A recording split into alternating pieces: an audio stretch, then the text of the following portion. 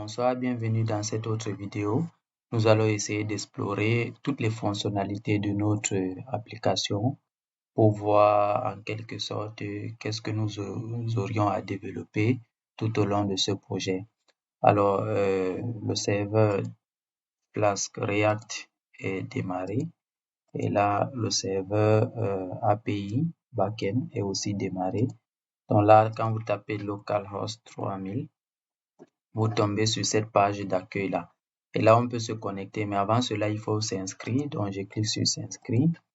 Et là, j'ai un formulaire d'inscription. Ousmane. Mettons l'email. Mettons Ousmane. Comme ça. Pour le mot de passe, je veux copier. Je veux copier l'email et là, je veux coller. Donc, je vais faire CTRL-V ici. Pour le moment, tout est correct, mais on va imaginer qu'on ait peut-être ici un email qui n'est pas correct. Je valide. Ici, vous devez renseigner un email valide. Là, c'est déjà quelque chose. Supposons par exemple que j'efface un caractère sur le mot de passe, ce qui fait que les deux mots de passe ne sont pas identiques. Et là, vous voyez, les deux mots de passe ne sont pas identiques. Donc, voyons voir également au niveau du nom d'utilisateur. Je vais mettre les mêmes mots de passe. Coller. Voilà l'email. Ok, ici je pense qu'il faut 3 caractères, sinon le bouton ne sera pas actif. Donc, mettons Ousmane. Et là, mettons gmail.com. Et là, pour le mot de passe, je vais copier toujours l'email et je recolle. Je mets se connecter. En fait, c'est s'inscrire. On va modifier ça. Normalement, c'est s'inscrire au lieu de se connecter. Voilà, vous voyez que l'utilisateur s'est inscrit. Il y a eu une alerte ici qui a annoncé le succès de l'opération. Donc, on va se connecter ici. Je vais faire coller. Et là, on a Ousmane. Je vais recoller. La même chose pour le mot de passe. On peut également cocher le Remember Me. Pour le moment, je ne coche pas. Je vais faire se connecter. Voilà. Donc, on atterrit ici sur le tableau de bord de l'utilisateur où on pourra manager tous nos to-do. Mais avant cela, allons voir le profil de l'utilisateur. Profil, vous voyez, il y a eu un chargement là. Donc là, c'est le découpage dynamique du code qu'on a fait avec le React Lazy. On va voir cela tout doucement durant cette formation. Donc, qu'est-ce qu'on peut faire sur le profil? On peut ajouter une image de profil ici. Et là, dans mes documents, je vais prendre cette image, je mets oui. Et là, vous avez l'image du profil modifiée et instantanément, l'image apparaît. On peut modifier les informations. Nom d'utilisateur, Ousmane, on va mettre Aboubakar par exemple. Et là, pour l'email, on va mettre aboubakar@gmail.com. Je mets confirmer. On met profil utilisateur modifié avec succès. OK. Et au bout de quelques secondes, le formulaire est remis à 0. Je peux revenir. Je peux également modifier le mot de passe. Là, il me propose directement une adresse mail où il va envoyer un jeton de confirmation. Et là, ça sera toujours mon mail Aboubakar. Donc, si je mets un mail qui n'existe pas, pour le moment, on a un seul utilisateur. On dit ce compte n'existe pas, veuillez vous inscrire. Donc, je vais copier ce mail. Copier. Et là, bref, il me le propose. Je vais envoyer. Et là, normalement, un token est envoyé par mail qu'on doit consulter et ressaisir ici et mettre notre nouveau mot de passe ainsi que la confirmation. Donc, pour le token, on va voir la console du serveur, les logs du serveur. Donc, ici, dans les logs du serveur, nous avons confirmation token 36817. En fait, j'ai choisi de loguer cela sur la console pour ne pas avoir à envoyer les mails. Mais durant la formation, on va, si possible, voir comment envoyer les mails. Donc 36 817. Donc je retape ici 36 817. Donc pour le moment, je vais mettre 816 par exemple. Je vais mettre toujours le même mot de passe, coller, et là, coller, je vais envoyer. Ici, le jeton n'est pas correct. Rappelez-vous, sur la console, nous avons 36 817. Donc, je vais mettre 817. Mais ici, on vous dit bien mauvais jeton de confirmation. Consultez votre boîte mail, s'il vous plaît. Donc, je vais mettre le bon, 36 818. Notez que le mot de passe n'a pas changé. Je mets confirmer. Ah, ok. Le mot de passe a changé. C'était Ousmane Aérobase. On va recommencer, modifier. On envoie le jeton ici. On va le consulter dans la console. Le nouveau jeton, c'est 49 257. 49 257. Donc, on va prendre le même mot, le même mot de passe. Copier.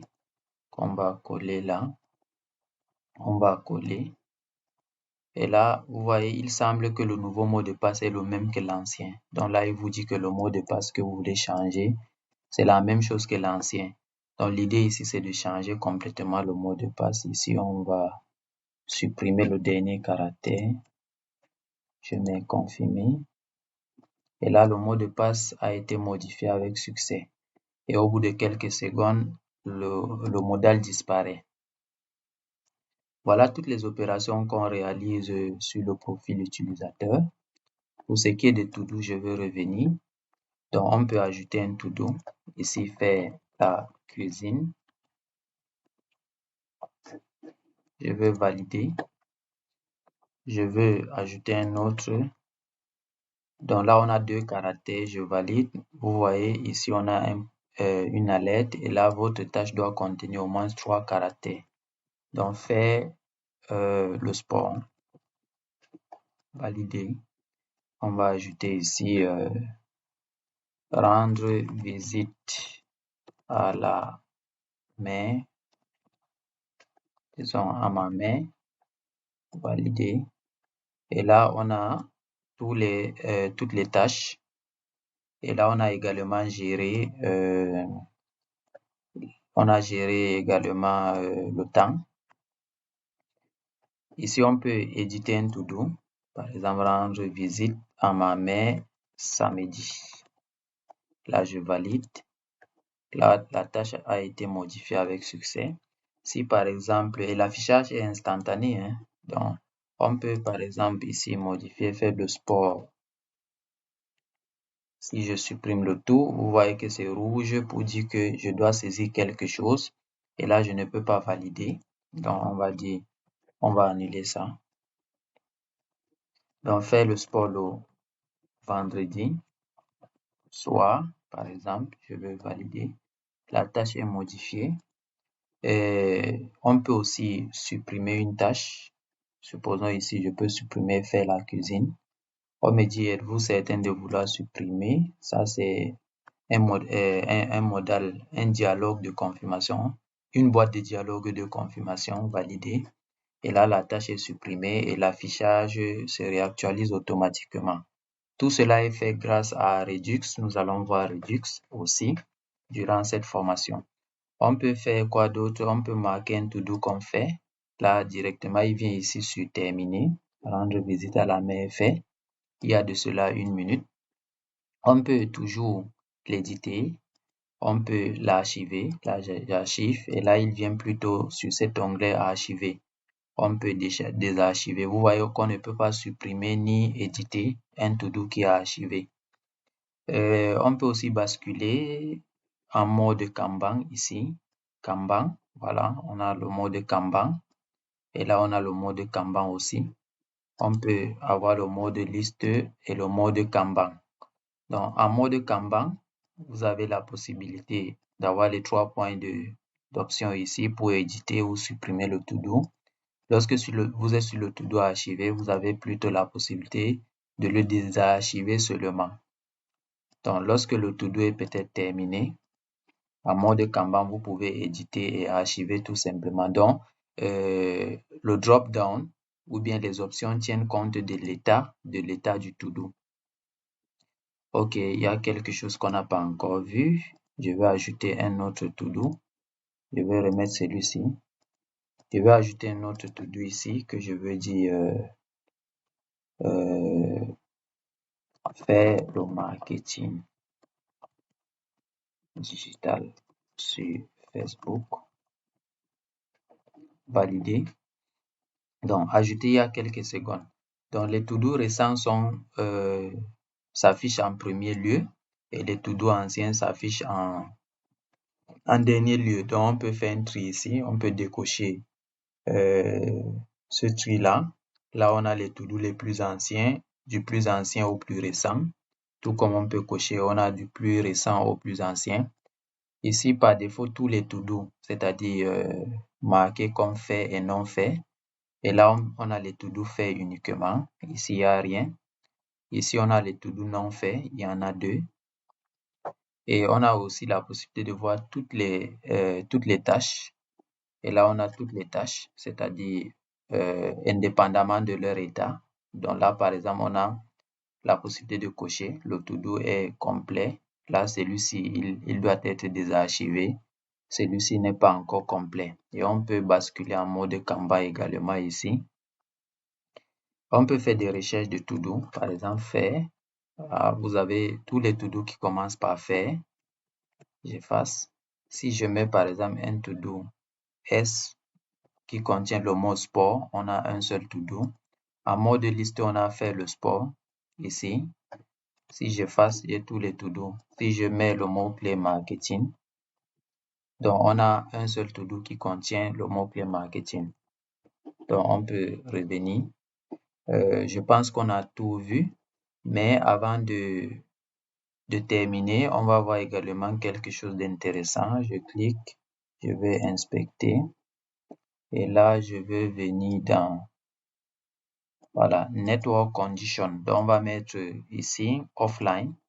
Vous voyez, quand vous êtes hors ligne, il vous signale ici, vous êtes hors ligne, vérifiez votre connexion Internet. Je vais remettre à phase 3G et là, vous êtes de nouveau connecté. Donc, on va voir également comment gérer ça. Je vais fermer la console et là, je peux me déconnecter. Je vais créer un nouvel utilisateur. Allons-y rapidement. Disons Ibrahim. Disons ibra@gmail.com. On va reprendre la même chose pour le mot de passe. Coller. En fait, je fais CTRL-V. Voilà, utilisateur Ibrahim enregistré avec succès. On va se connecter. Et là, je veux activer le Remember Me. Donc, j'ai fait CTRL-V, CTRL-V, Remember Me, se connecter. Et là, pour lui, le tableau de bord est vide. Et là, sur son profil, il n'y a pas d'image. Donc, comme j'ai coché le Remember Me, je vais fermer le navigateur et réouvrir. Donc, si je prends localhost, vous voyez qu'on tombe sur son tableau de bord parce qu'il est toujours connecté. Donc, il y a un cookie de Remember Me qui est créé automatiquement qui fait à ce que le navigateur se rappelle de cet utilisateur-là. Donc, on va se déconnecter. Là également, on peut aussi modifier le mot de passe.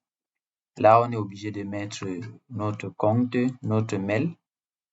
Donc, contrairement à si on est connecté, on nous propose le mail. Donc, ibra@gmail.com, envoyé.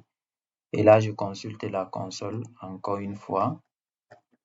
Et là, nous avons le token qui est envoyé. Normalement, c'est par mail. 66712. Donc, je remets ici. Tout comme je peux rater, par exemple, je décide de renvoyer. Si jamais je ne reçois pas le token, je peux renvoyer. Donc ici, on dit consulter votre boîte mail pour avoir le jeton de confirmation. Donc je veux consulter le nouveau jeton. On a ici Confirmation Token. C'est celui-ci. Je vais le coller ici.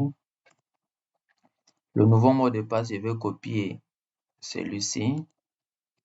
Je vais coller, effacer le dernier caractère. Effacer le dernier caractère et confirmer. Donc, le mot de passe a été modifié avec succès. Et là, c'est bon, je peux me connecter. Donc, voilà toutes les fonctionnalités que nous allons développer. Nous allons voir comment développer les différentes parties de notre interface en les décomposant notamment selon la logique de React en composants réutilisables. C'est-à-dire le bouton est un composant, les différents inputs de formulaire sont des composants, le formulaire lui-même est un composant. Bref, l'idée c'est de découper toute l'architecture ou bien toute l'application ou bien l'interface utilisateur en différents composants réutilisables à l'aide de React.js. On va voir tout cela. On va donc se donner rendez-vous à la prochaine vidéo pour présenter les différents outils qu'on va utiliser durant cette formation.